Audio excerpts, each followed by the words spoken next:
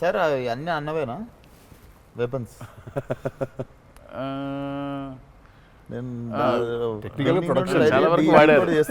టెక్నికల్గా production obviously ఈ చివరిది ఆయనదే, మిగిలిన కూడా వాడేశారు. అది సైఫ్ గారిదా సార్? అది అసలు అందరూ ఉన్నాయి అందులో, అందరూ ఆయుధాలు ఉన్నాయి దీంట్లో. ఈ ఆయుధాలు నేను సంగతి నేను ఇప్పుడే ఆయుధ పూజ నాకు చాలా కనెక్ట్ అవుతున్నాయి సార్.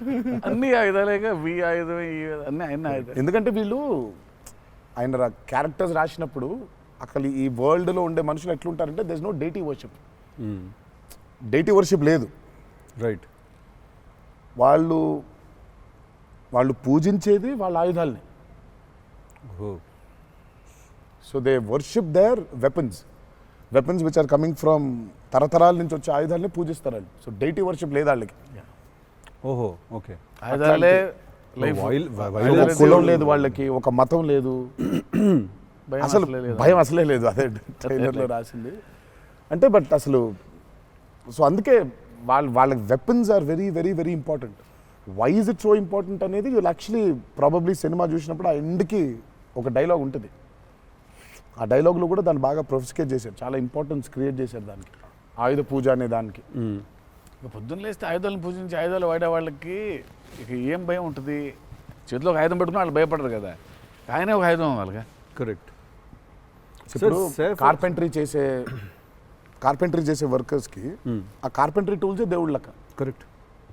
లైవ్లీహుడ్. సో మనం బేసిక్గా ఎప్పుడు కూడా అట్లాగే ఉండేవాళ్ళం. మనం ఆయుధ పూజ అందుకే ఉండేది. ఆయుధ పూజ అందుకే మన పనిముట్లు ఏవైతే ఉన్నాయో అందుకే మనం కార్లకి మొక్కుకుంటాం, కార్లకు పూజ చేస్తాం, మనకు లైవ్లీహుడ్ అని.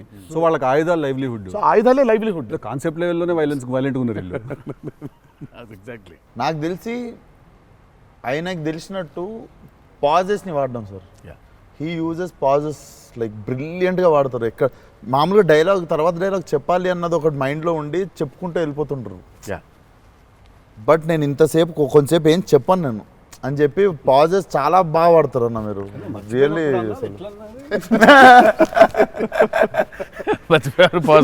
మర్చిపోయిన వెంటనే ఏంటంటే వేరే యాక్టర్ ఆర్టిస్టిక్ పాజ్ ఇచ్చి అలా పక్కకు ఒకసారి చూసి చెప్పరా ఏడి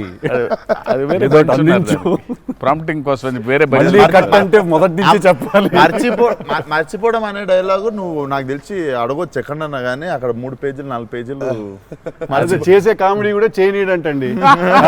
ఫన్ కావాలన్నారు ఇంటర్వ్యూలో, నేనేదో ఫన్ చేస్తున్నాను. నచ్చట్లేదు అన్నమాట. మన ఇద్దరు ఫ్రెండ్షిప్ జెలసీ వస్తుంది. ఆ రోజు కూడా గుర్తుందా? మా ఇద్దరు ఫ్రెండ్షిప్ మీద జెలసీ ఉంది. ఓ రోజు ఇద్దరం కలిసాం. మనది టిల్లు 2కి ప్రీ రిలీజ్ సక్సెస్ ఫంక్షన్కి వెళ్తున్నాను, పిలవడానికి వచ్చాడు, ఉన్నాడు అక్కడ. మాట్లాడిన తర్వాత విశ్వక్ గుర్తొచ్చి విశ్వక్ ఫోన్ కొట్టా. విశ్వక్ ఎక్కడున్నావు అంటే, అన్నా ఇక ఈయనే ఉన్నా ఆఫీస్లో. అంటే మీరు ఎక్కడున్నారు? నేను ఆఫీస్లో ఉన్నా. సిద్ధు ఉన్నాడు ఇక్కడ అంటే, నాకంటే ముందు ఆయన్ని పిలిచినవులే అన్నా నువ్వు అంటా. నేను పిలవడమే చిచ్చి. మనం బాగా ఉక్రోషం, జెలసీ. అందుకే ఇప్పుడు జెలసీ ప్రదర్శిస్తున్నాడంట. కామెడీ కూడా చేయనివ్వట్లేదు. నా బ్రాండ్ ని డౌన్ చేయడానికి ట్రై చేస్తున్నాడు సార్. నేను ఆయన పాజుల గురించి బ్రహ్మాండంగా మాట్లాడుతున్న డైలాగ్ మర్చిపోయినావా అంటే, ఆయన జాపనీసే మర్చిపోలేదు. అమ్మా అంటే మనకు అనిపించింది మాట్లాడడం కాదు కదా, అక్కడ ఉన్నది కదా మాట్లాడాలి. నాకు ఐ మీన్ డైలాగ్ చూస్తున్నప్పుడు కొన్ని ఐ థింక్ ఇట్స్ అంటే every actor is very natural. Vishwak నాకు కొంచెం అనిపిస్తుంది అట్లా, ఇక్కడ కొంచెం అలా ఉంటే బాగుంటుందేమో అనే ఇన్స్టింక్టివ్ అనుకోవడం చేయడమే. నాకు అసలు డైలాగే లేకుండా మీరు ఇరగ్గొట్టేసిన సీన్ నాకు one of the favourite. Aravind Sametha కార్లో సీన్. అది ఎప్పుడన్నా నార్మల్గా జస్ట్ అది పెట్టుకొని చూస్తుంటే అప్పుడప్పుడు it's one of the brilliant pieces. మీరు చాలా చేసిర్రు, చాలా సినిమాలు చాలా చేసిర్రు. That is one of my favourite scene. ఐ షో నాకు తెలియనోడు ఎవడన్నా, వేరే భాషోడు, ఇంగ్లీష్ వాడు ఎవడన్నా కనిపిస్తే నేను చూడు మా యాక్టర్ ఒక సీన్ చూపిస్తాను నీకు అని చెప్పి పెట్టి చూపించే సీన్ మీద ఫస్ట్ అదే. నేను it doesn't have a language కదా, సో డైరెక్ట్ చూపిస్తాను నేను అది.